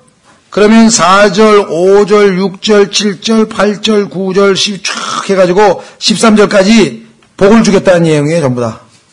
반면에 14절부터 그러나 너희가 내 말에 귀를 기울이지 아니하여 이 모든 명령을 행하지 아니하고 내 법규를 멸시하거나 너희 혼이 내 법도를 몹시 싫어하여 너희가 내 모든 명령을 행하지 아니하고 내 명령을 깨뜨릴진대. 그러면 16절서부터 하나님께서 벌 주고 하는데요. 읽어보면 무시무시한 벌들이 너무너무 많습니다. 네? 여기 보면 여러분들이 아마 읽어보면 하나님께서 어떻게 이렇게 끔찍한 말씀을 하셨을까 싶을 정도로요. 아주 상상을 초월하는 얘기가 다 들어있습니다. 예? 이거 여러분들이 읽어본 적이 다 경험이 있으시겠죠? 그래서 성경에서 제일 무서운 장이 레위기 26장하고 그 다음에 신명기 28장이에요. 신명기 28장에 다시 한번 반복해서 또 말씀하셨어요. 한번 보세요. 신명기 28장에 보면 인간의 본성에 대한 아주 상징적인 시사하는 면이 있어요. 그게 무엇이냐? 순종하면 복 준다는 것 짧아요. 그런데 불순종하면 벌 준다는 얘기는 엄청 길어. 그래 어떤 벌을 받을지 이제 기억해 두라 이거죠. 보십시오. 28장 1절 내가 주 내 하나님의 음성에 부지런히 귀를 기울이고 내가 이날 내게 명령하는 그분의 모든 명령을 지키고 행하면 주 내 하나님께서 땅의 모든 민족들 위로 너를 높이 세우시리라. 그 다음에 2절에도 음성에 귀를 기울이면 뭐하리라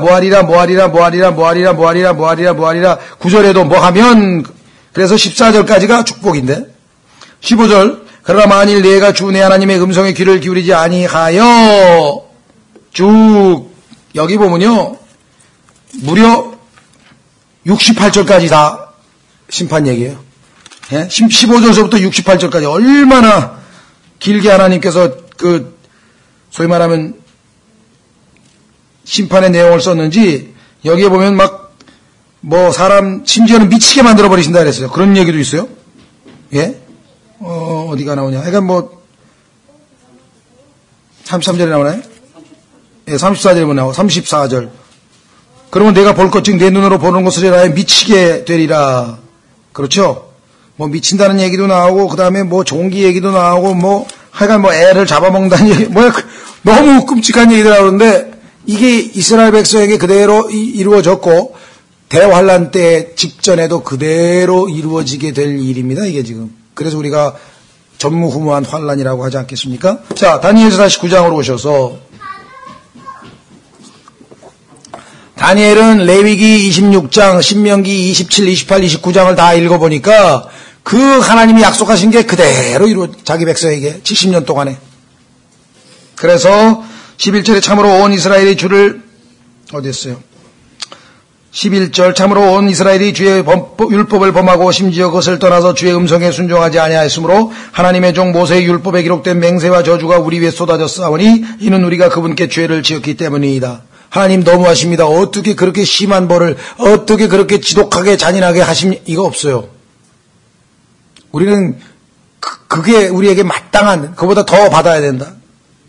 12절 그분께서 큰 재앙을 우리에 내리사 우리와 우리를 재판하던 우리의 재판관들을 치시면서 하신 자신의 말씀들을 확정하셨사오니 하나님은 신실하신 분이 하신 약속대로 그대로 지키셨어요. 온 하늘 아래 예루살렘에서 일어난 일 같은 것은 일어난 적이 없었나이다. 이런 일이 역사적으로 본 적이 없다 이 말이에요. 무슨 얘기입니까? 이스라엘은 하나님의 택함받은 백성이요 하나님으로부터 율법을 돌판에 쓰이고 책에 쓰여서 받은 유일한 백성입니다. 그런 가장 크게 많은 것을 받았기 때문에 가장 많은 것을 하나님이 요구하실 수가 있죠. 여러분들 신약성경에도 그런 말씀이 있죠. 한번 확인해 보겠습니다. 누가복음 12장 48절. 누가복음 12장 48절. 여러분과 제가 성경을 많이 공부하고 안다는 것은 기쁨의 일일 뿐만 아니라 책임이 뒤따르는 일이라는 사실을 아셔야죠. 누가복음 12장 48절. 누가복음 12장 48절. 47절. 자기 주인의 뜻을 알고도 자기를 예배하지 아니하고 주인의 뜻대로 행하지 않은 그 종은 채찍을 많이 맞되 알지 못하고 채찍을 맞을 일들을 한 자는 적게 맞으리라. 누구든지 많이 받은 자에게 많이 요구할 것이요 사람들이 많이 맡긴 자에게 더 많이 달라고 하리라. 이스라엘은 이방인보다 훨씬 많이 받고 훨씬 많이 맡겼기 때문에 이방인들이 당하는 고난의 몇 배의 고난을 당할 수밖에 없는 것이라면 비록 우리가 은혜의 시대에 살아서 여기서 얘기하는 이 고난의 내용이 우리에게 직접적으로 적용되지는 않지만 우리가 갖는 책임이라고 하는 것, 올바른 성경을 알죠, 올바른 진리를 알죠, 이 모든 것을 알고 있는 자로서의 책임이 클 수밖에 없다라고 하는 것을 또한 우리가 인정하고 통감해야 될 것 같습니다. 그렇죠? 로마서 9장에 가면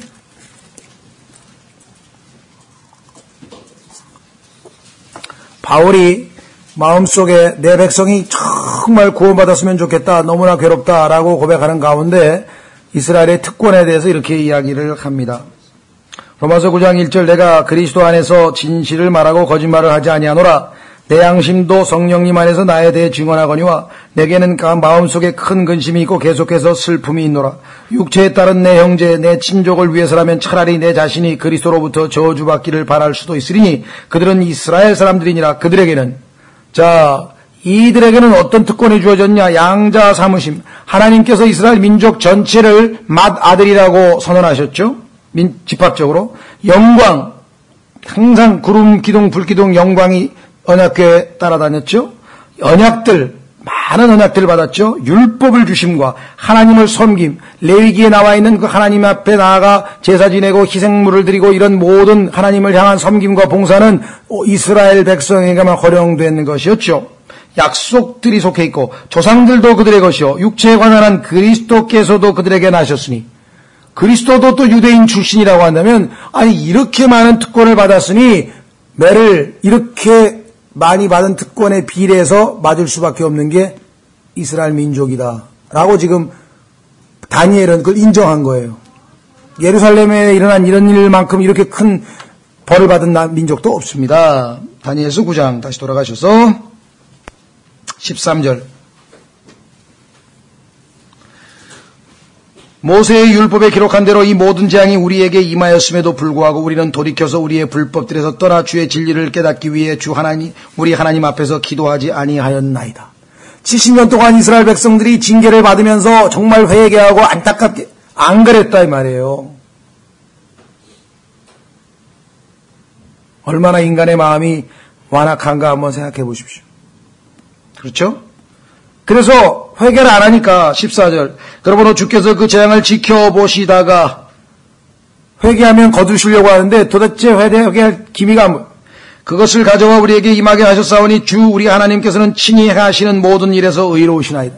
하나님이 우리에게 70년 동안 이렇게 말씀에 기록된 그대로 응하게 하신 것은 하나님의 신실하심과 하나님의 의로우심에 입각하여 하신 일이오니 우리는 당연히 받을 것을 받았을 뿐입니다.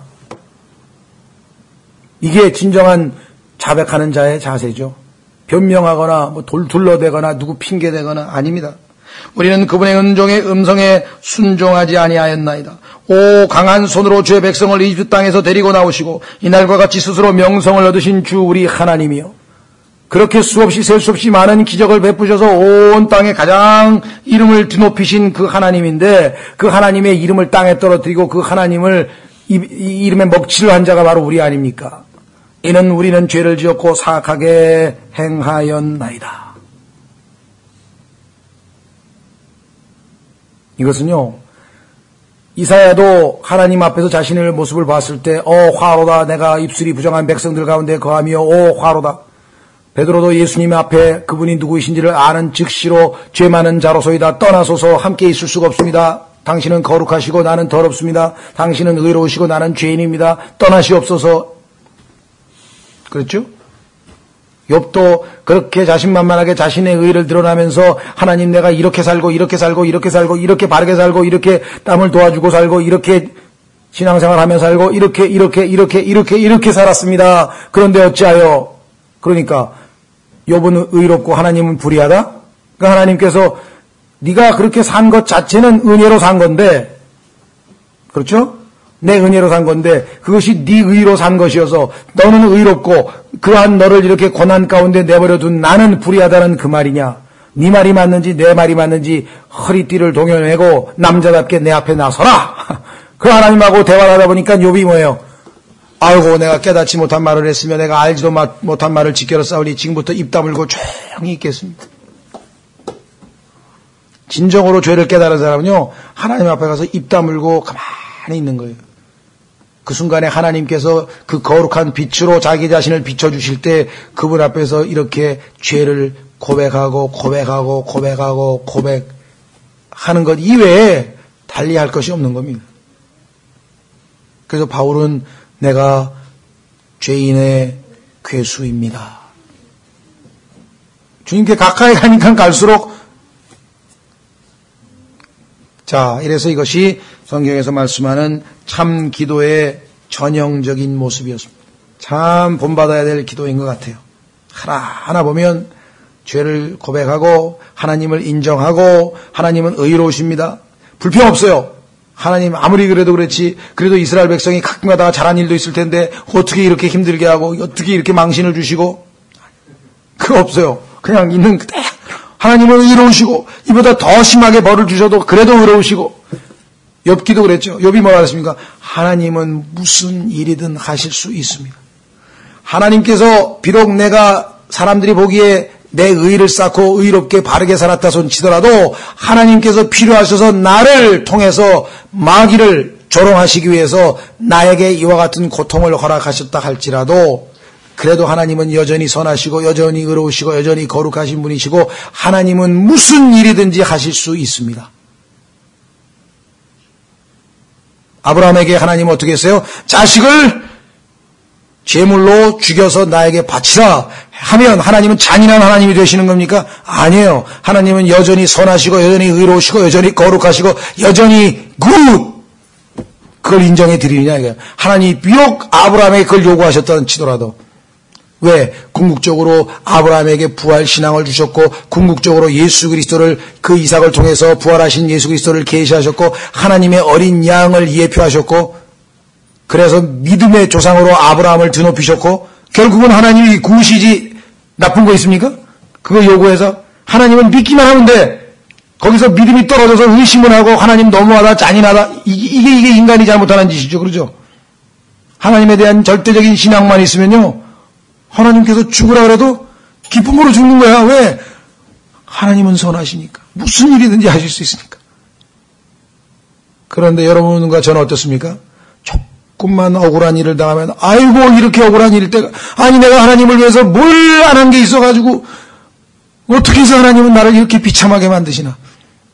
예수님은 우리보다 훨씬 더 비참하게 되셨거든요. 무슨 상황에서든지 하나님을 의심하지 않는 거 이게 하나님이 원하시는 거예요. 그게 신앙이고 그렇죠? 어떤 일에서도요 한 번도 원망하거나 하나님에 대해서 뭐 불만이 있거나 쓴뿌리가 있거나 아니라 주님 도저히 이해는 안 됩니다. 그리고 저는 괴롭습니다.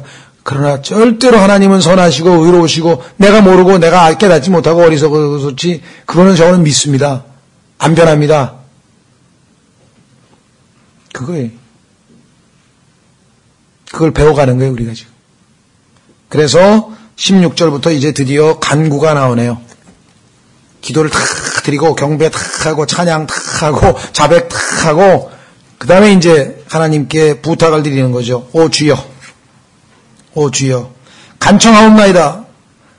근거가 뭐냐? 주의 모든 의를 따라.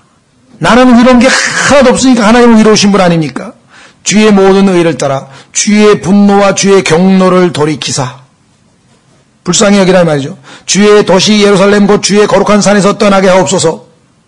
자기를 위한 기도 하나도 없어요. 하나님이 그렇게 사랑하시고 자신의 이름을 두시고자 했던 그 예루살렘 성읍이 이렇게 비참하게 되었으니 우리의 죄들과 우리 조상들의 불법으로 인하여 예루살렘과 주의 백성이 우리의 사방에 있는 모든 자들에게 치욕거리가 되었나이다.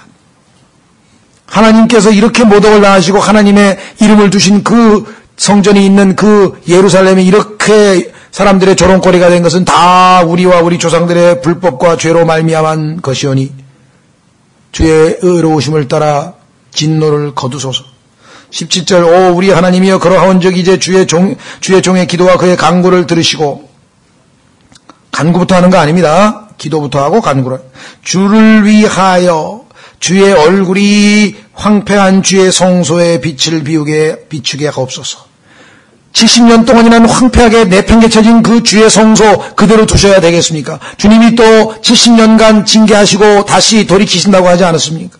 그러면 이 모든 것은 주를 위하여, 주님으로 인하여, 주님이 영광 받기 위해서는 회복시키셔야 되지 않겠습니까? 오 나의 하나님이여 주의 귀를 기울여 들으시며. 자, 여기 보시면 첫 번째는요, 들어달라 그랬죠? 그 다음에 두 번째가 뭐라 그랬습니까?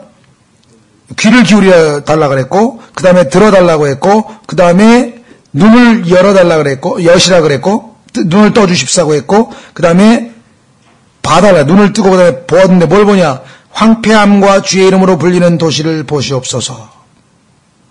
어쩌다가 이 도시가 이렇게 비참하게 되었을까요? 하나님의 영광이 가득하던 그 도시가, 그 쉐키나 그 구름에 있던 그 영광은 떠나버리고, 우리가 우리의 의로 인하여 주 앞에서 우리의 간구를 드리지 아니하고, 그렇습니다.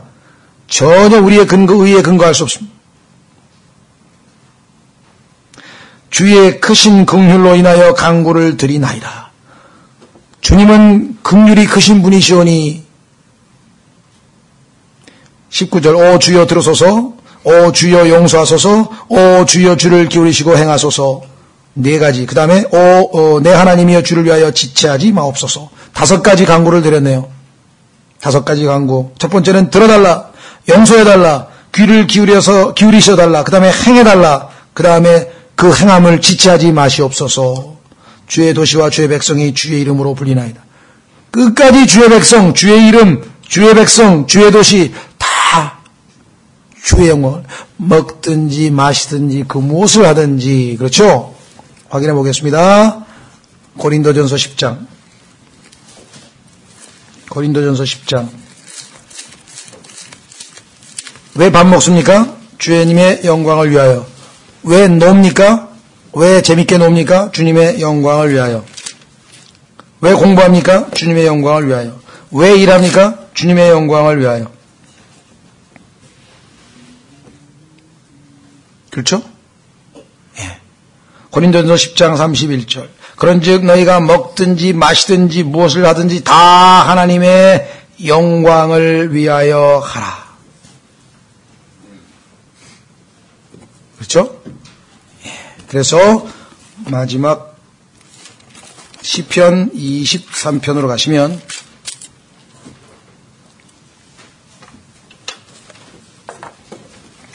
시편 23편.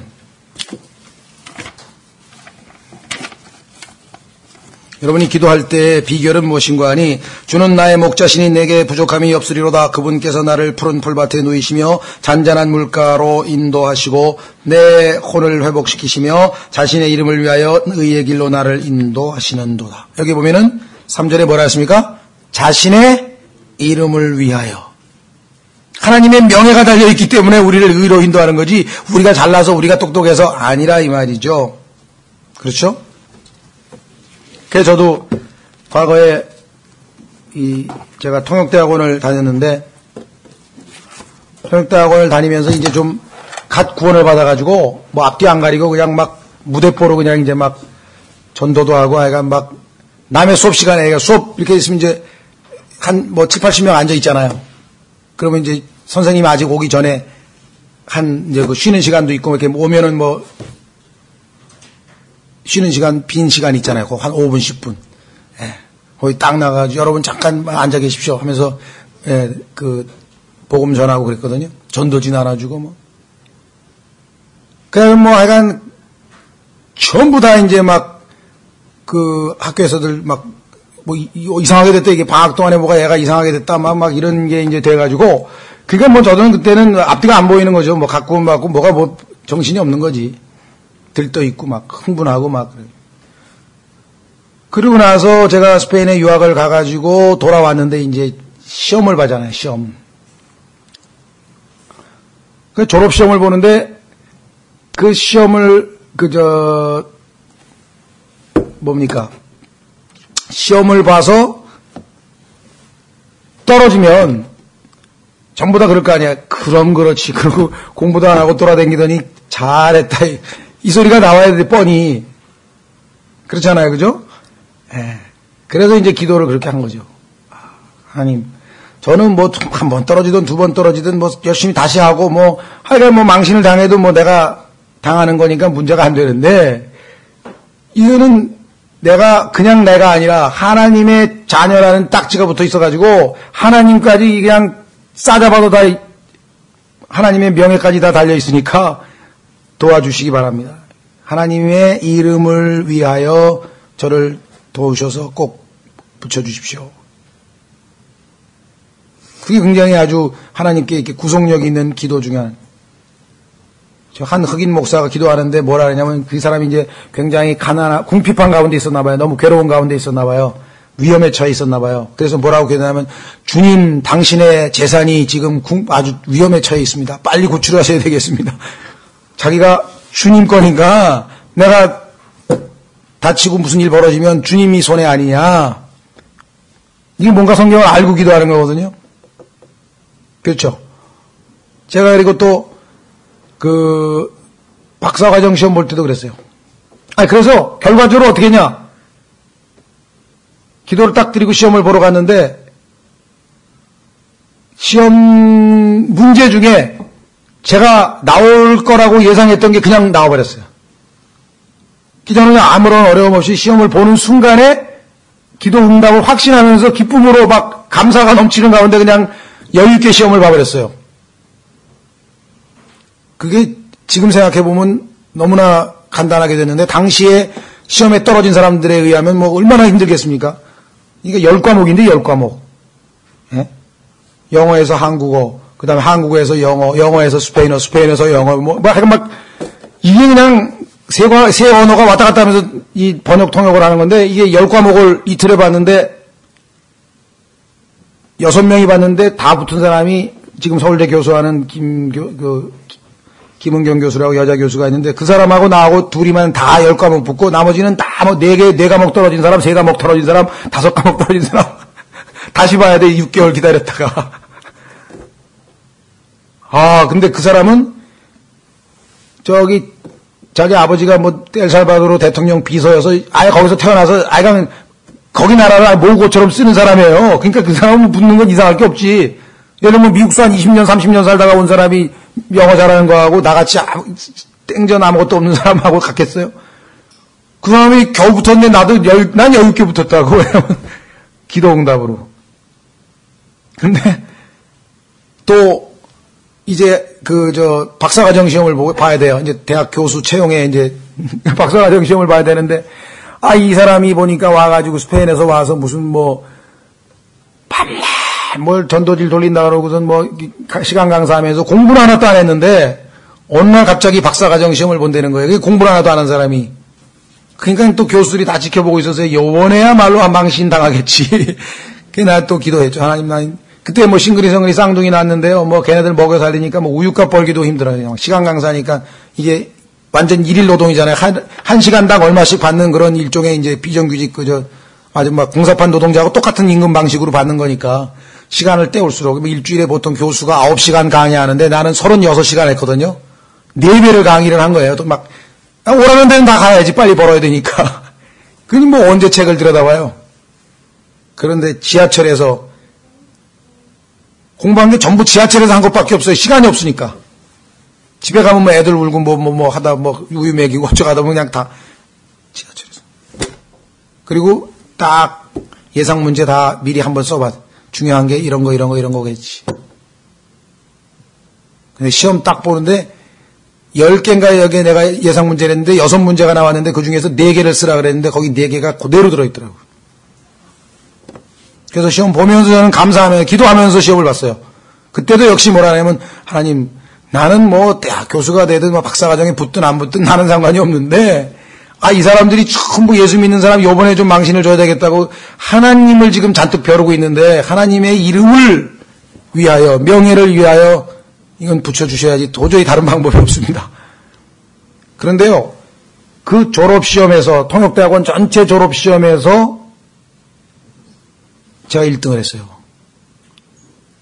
그때 신근이 엄마랑 막 사귀기 시작할 때인데 그 졸업식에 왔어요. 그래가지고 석사 대표로 이렇게 술을 이쪽으로 넘기는 게 나는 석사는 안 갈라 그랬어요. 무슨 그 석사까지 졸업식을 가냐 그랬더니 아유 대표로 뭐 받아야 된다 그래가지고 그때 갔었어요. 그때 신규 엄마 이제 왔었는데 박사도 남들 지금 32명을 봤는데 전체 뭐라 그러나요? 장학금 소위 말하면 이제 그 등록금 장학금을 딱 한 명 준대요. 32명. 보니까 제 이름이 어디 써 있더라고요. 또. 그래서 제가 아이고 참 하나님의 이름을 인하여 하나님의 이름을 위하라는 게 바로 이런 거구나. 그걸 좀 체험을 했었어요. 저는. 그래서 시편 23편 보면서 기도 참 잘했다. 우리가 뭐 똑똑하고 게 아니라 하나님의 이름이 있으니까 명예가 있으니까 하나님의 이름으로 불리는 백성을 잘 대해 주셔야 사람들이 볼 때 하나님 백성이라고 인정하지 않겠느냐. 지금 다니엘도 바로 그게 하나님의 의를 위하여 하나님의 의에 따라서 주님의 이름으로 불리는 이 도시를 이렇게 비참하게 그냥 내버려 두셔도 되겠습니까? 주의 백성을 이렇게 그냥 긍휼을 베푸소서. 근데 그 기도의 근거가 바로 하나님의 영광을 위하여라는 것이 확실하다면 그건 반드시 응답받는 기도입니다. 여러분이 무슨 기도를 했는데 이건 나의 이익과 명예와는 아무 상관이 없다. 이건 절대적으로 하나님만을 위한 기도다. 그러면 그거 응답 안 하실 분이 아니시죠. 그렇죠? 그래서 우리 자신의 내적 동기를 내가 이거 기도하는 이유가 뭐냐, 동기가 뭐냐, 이것을 하나님 앞에 잘 점검하면 응답받는 기도를 우리가 할 수 있을 것이다. 그래서 오늘은 다니엘의 가장 위대한 기도에 대한 영적 교훈을 우리가 얻는데 마쳤고요. 다음 시간에 이제 교리적으로 이 다니엘의 70째 주에 관한 공부를 하도록 하겠습니다. 오늘은 여기까지 하겠습니다.